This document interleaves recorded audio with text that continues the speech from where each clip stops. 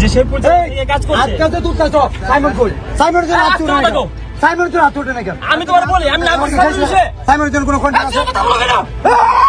সম্পর্ক বদলে গেল একটি পলকে।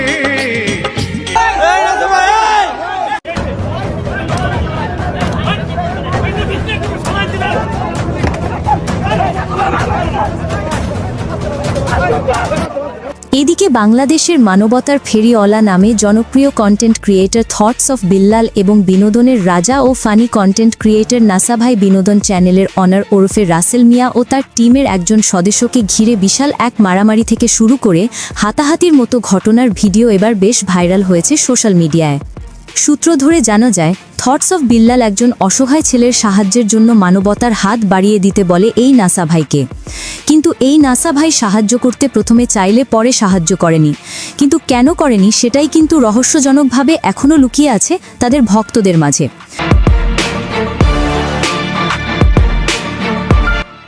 কিন্তু এই নাসা ভাই ইউটিউব চ্যানেলের অনার রাসেল মিয়া, তিনি মারামারির কিছুদিন আগে এই থটস অফ বিল্লালকে মেন করে একটি ফানি ভিডিও করে রোস্ট করেন, যা দেখে মনে মনে রেগে যায় এই থটস অফ বিল্লাল।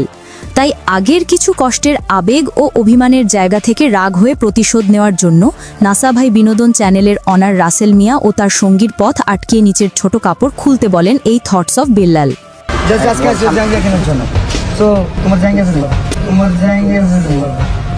একজন মানবতার ফেরিওয়ালার মুখে ভাষা এমন হবে সেটা তাদেরকে না দেখলে আসলেই বোঝা মুশকিল।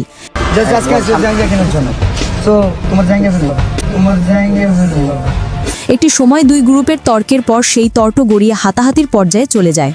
সেখানকার স্থানীয়রা জানিয়েছেন যে যেভাবে তাদের দুই গ্রুপের উত্তেজনা শুরু হয়েছিল, এই উত্তেজনা আর 5 মিনিট থাকলে সেখানে লাশের বন্যা বয়ে যেত। তাই অনেকের দাবি, এই সব মানবতার কাজ করতে গিয়ে যদি লাশের বন্যা বয়ে দিতে হয় তাহলে সেই মানবতা কারোরই করা লাগবে না। মানুষের পাশে দাঁড়াই একজনের টাকা দেখে আমাদের, আমি সবসময় বলতাম নাসা আমার ভাই, কেন জানেন? আমি ঠিক ততদিন পর্যন্ত সীমা অতিক্রম করে আগ পর্যন্ত সুযোগ দিচ্ছি। জি নাসা আজকে ঠিক আছে, আমি বলে রাখি নাসার সাথে যাই হবে থটস অফ বিল্লাল দায়ী নয়।